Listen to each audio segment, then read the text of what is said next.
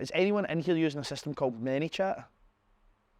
No? Just me? Okay, so this is an automated messaging system we use for Instagram. So me personally, to give you an understanding of how we like to use it mostly, as opposed to just everyday conversations, we use it purely for lead generation. So we kind of go add Manychat on Instagram, sale. Obviously the sale involves potentially a call or whatever, right? But you get ads from me. Some of you might have seen them, or maybe you've seen my webinar ads instead, or whatever. You might get an ad from me that's like, hey, if you're interested in finding out more about how you can automate systems inside of your business, send me a message right now, AI 2024. Basically, we have a full automated series of messages that come off the back of that trigger. We can have, and I'm saying we can have purely based on my own amount of leads, up to 500 conversations a day that I never take part in. So we use this purely for lead generation. It has the capability to do an infinite number of conversations, but I'm not that important to have more than 500 a day, it seems. So you guys can use this for lead generation. You can pull this out into your CRMs. So if you're using a CRM system, it will pull people who get to a certain point in that automation out and plug them in as a lead into your CRM, so you can then follow up with them. You can scrape email addresses off it, phone numbers, whatever it may be. So it allows you to go in at the end of the day and you might have 20, 30, 40 conversations where someone has got to a certain point in there that they want to be passed over to a human, or they have been booked in for a call, or they are ready for a quote. So that can be anyone's business in here. If you're looking for the hottest, most exclusive trainers in the UK, I want you to send me a message, Sneaker 2024 just now. We're going to show you a full catalogue of amazing stuff. You take them into an automation, whether it's the electrical guys, maybe less so for the commercial, more so for the domestic, I imagine. But you have these sets of automation set up to do communications for you, and lean into the fact that ultimately you guys, for the most part, are maybe not that good at social media. So you're not checking it that often, and you're not having that many conversations. And the messages that do come in sometimes take 3, 4, 5 days, a week plus to reply to, because you're too busy actually working to look at that stuff.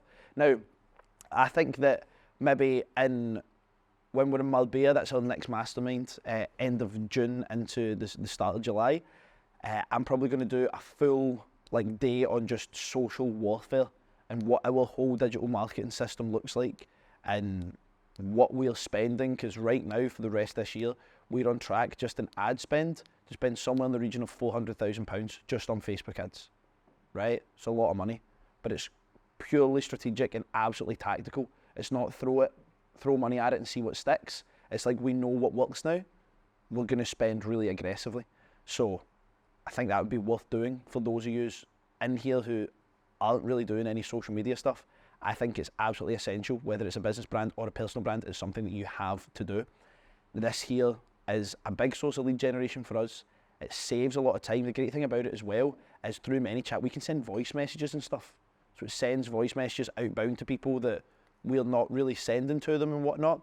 And for me, the people that come through that automation are generally, once they get to booking the call, which they still need to attend and all that, they are hotter than any other type of lead that comes through. For clarity, I am not one of the people that uses Manychat. Like, when they come through, it's like, hey, it's Richard AI here. I am 100% making people believe that they are 100% having a conversation with me.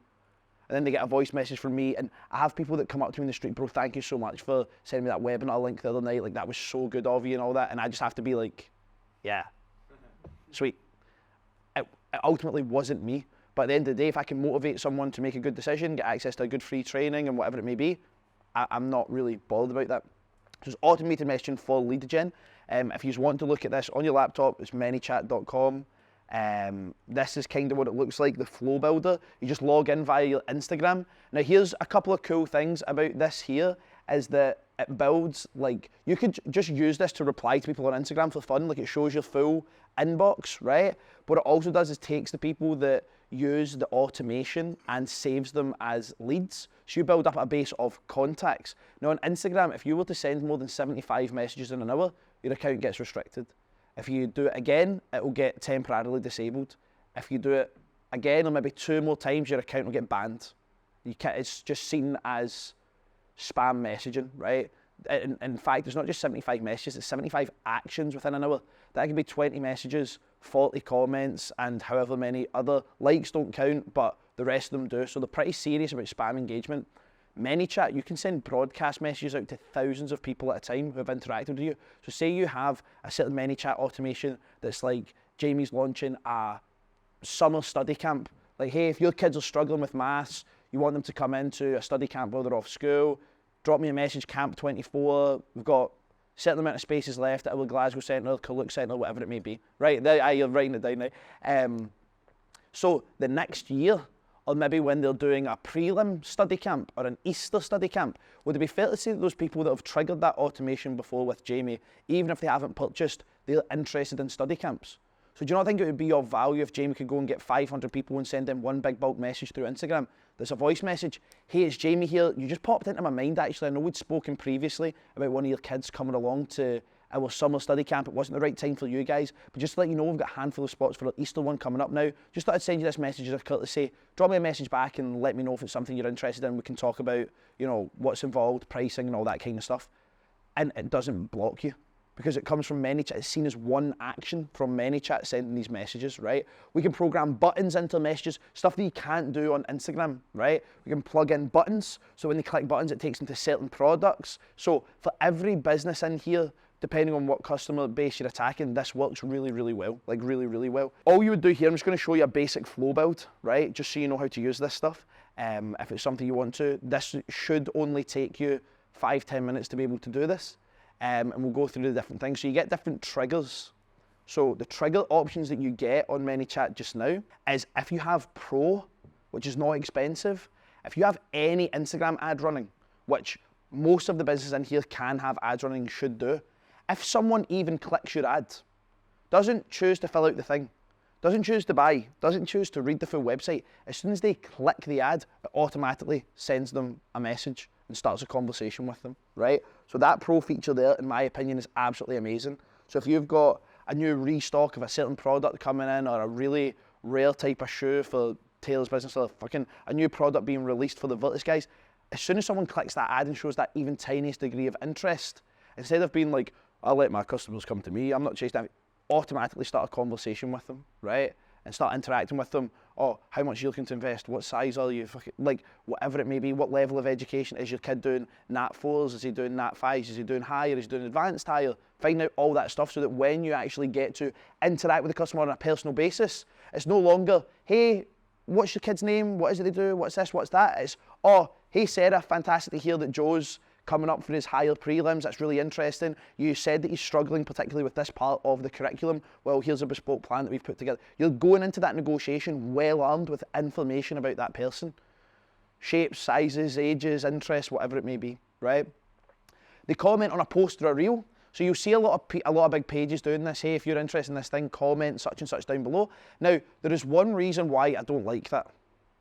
Because digital marketing and people just marketing online, they're all kind of sharks. So if someone else had a product really, really similar to mine, and they wanted the people who were interested in their product to comment down below, thank you very much for giving me that list of people that are interested in the same product that I sell, and you made the video for it, and you got them to do the comments.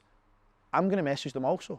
Now from this, it's obviously starting an automated conversation. Me, the evil data scraper in that situation, has to physically click and message those people, but it's still a fight between which one they're gonna pick, right? So I personally don't like that one if it's looking to be a sales interaction, or it's they want a free downloadable, or they want a copy of a brochure, or whatever it may be, right? Replying to your stories is fine. So you can be posting a story like, reply to a story right now, let me know if you're interested, and it automatically starts these conversations. Referral link, I've never used that personally, not to say that it's just not a part of my business, so I don't use it. Direct message with a keyword is the most common. Send me Camp 24, send me house clearance. The reason I say house Camp 24 and house clearance 24 or whatever, and I add that in, if they send a keyword, like, it will, and it's a simple keyword, it will trigger the automation during a normal conversation. So if Jamie has an automation that is camp, and anyone sends him a message that includes camp, he could be in a normal conversation with that person and it'll trigger it. Do you get my point? So if Ben made one that was called house clearance, how many people message his page, hey Ben, I was just wondering how much it is for you standard house clearance service, that would just trigger that automation. It might be totally fucking irrelevant to what that person's asking at that point. So that's why I always add in 2024, and the one word. So it's like Camp 24 is one word. Not many people are going to be like, hey Jamie, what's going on with your Camp 24 this year? It's just making it less likely that it's randomly going to trigger during a normal conversation, because then the person's going to look and go, why has he sent me this? And then it's obvious that it's automated, right? And a user comments in your live. I don't do any lives, so I don't use this, but I can see why it would be of value, right? So those are the different triggers that you get there for the Instagram automations.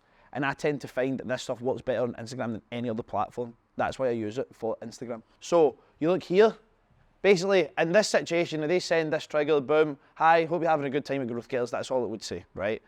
Super simple. Now, I will show you in a couple of slides time what one of my normal automations look like. It kind of looks hectic, but they're not that difficult to build, right?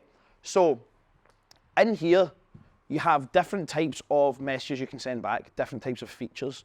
So here you can see that I've split into buttons, right? Because see, when you're communicating with someone, the hardest thing about having a conversation with a customer is them taking the time to think out and type a reply. The amount of information you can get from having a series of 5 to 10 buttons. Like, what do you really want to know when you go into a customer's house, for example, if you're a trades guy or whatever? You want to know ultimately if they can afford and if they're going to pay for that product, right? But you don't want to walk into someone's house and go, wow, that's a beautiful house. Have you got money in the bank to pay for what I'm going to... Like, you don't want to ask them that question, right? It's not a good way to do it.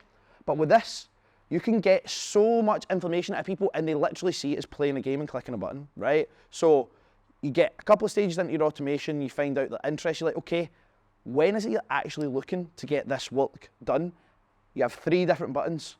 Within the next 4 weeks, within the next 6 months, within the next 12 months. So you know how to categorize the importance of those leads within the next 4 weeks. Okay, so you go into and you say to them, like, you know, have you had any major construction work done in the last 12 months? If so, what was the value of that work? You're asking random pressing questions so that when they say, oh yeah, we just got a conservatory done, it was 50 grand, you can look and go, nice, that means you can probably spend 15 grand on the rewire that I'm going to charge you for. You're basically scraping information without saying to them, hey, have you got money?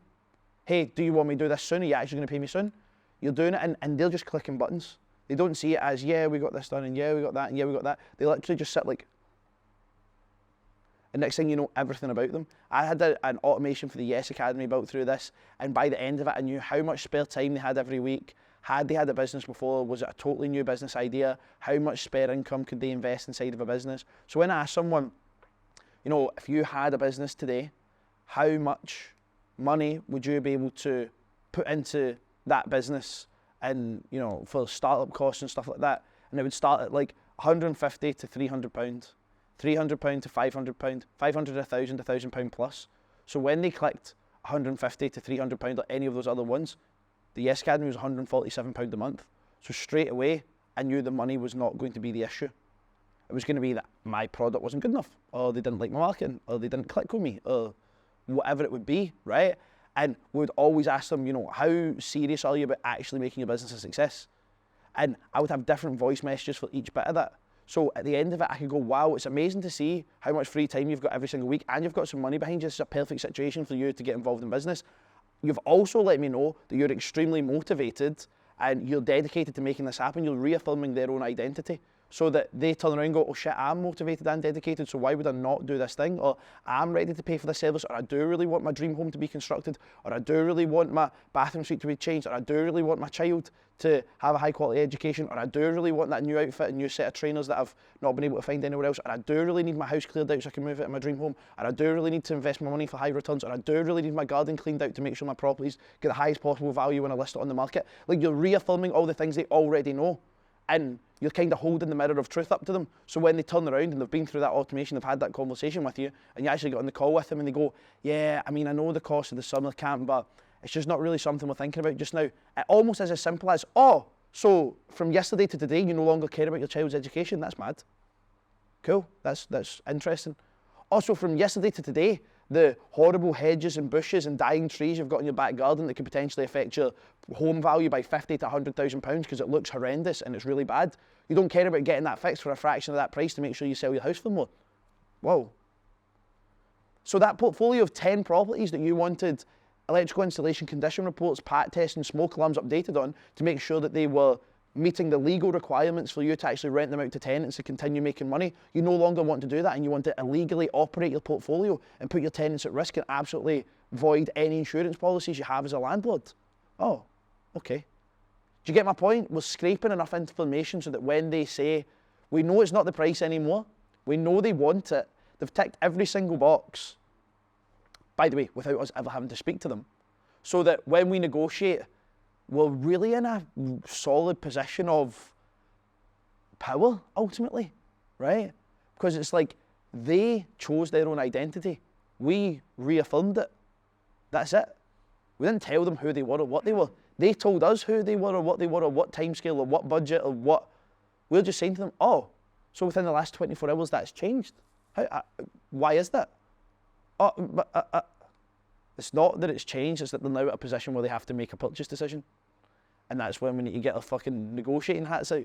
This is where Manychat works best. This is a funnel, right? We have top of funnel, we have bottom of funnel. Top of funnel is interest. Bottom of funnel is, it's a lemon tree that's 17 foot tall, and it's like, what we are dealing with is, see how the law of small numbers, that's where we make the money. The law of large numbers is where we get the people to a point where we can monetize them. This is where Manychat fits in. Manychat is not going to replace you having a detailed conversation with a person. Manychat is just there to understand if they have an interest in that product and improve your sales process. Does that make sense? Yeah, yeah. And the thing is, it's funny because people say save time on admin. You need to be spending the time on it to save it. Most of us aren't actually spending the time on prioritizing that part of customer care. So you're not saving time, you're just adding in an extra service that you've maybe been neglecting slightly. So what you would do here is, because guess what, I don't do videos either, for me, right? What I do is I have the conversation with them and I go, look, based on the conversation, and this will be a voice message, right? Hey, look, based on the conversation we've just had, I can see that you're a business that's doing the kind of money that we would like to see inside of the Growth Getters program, making sure that we can give you the best results possible. We don't really deal with brand new startups, and you know, if you're a business that was much larger, you'd maybe be considered for a mastermind. But right now, you're in the perfect position where our Growth Getters program can really accelerate your business's revenue growth. What I need from you right now, though, is once I finish this voice message, I'm going to send you a link through. Click on that link, and don't click on it tomorrow. Don't click on it the next day. Click on it right now and book in a strategy call with one of my team members. It's totally free. Same as what Paul talked about yesterday with the 2-call close. We do not sell on the first call. So it's like, it's totally free. We will not sell you anything on that call, so don't freak out.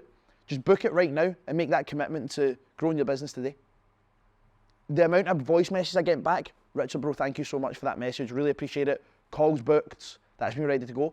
So how you would say that is, based on the standardized response you've had through the automation, it's fantastic to see that this is work you're looking to get done soon. We love working with people who, you know, just action takers. They want to come in, get their dream house or dream whatever done, dream bathroom fucking suite. I know that people have a dream rewire because it's hidden behind the walls, but you get my point. And you would direct them to that link or to book that call or whatever. Never send them a phone number and expect them to phone you, because they won't. Or if they do, 90% of them won't. Send them to a page where they can actively book that call or fill out that form or register that interest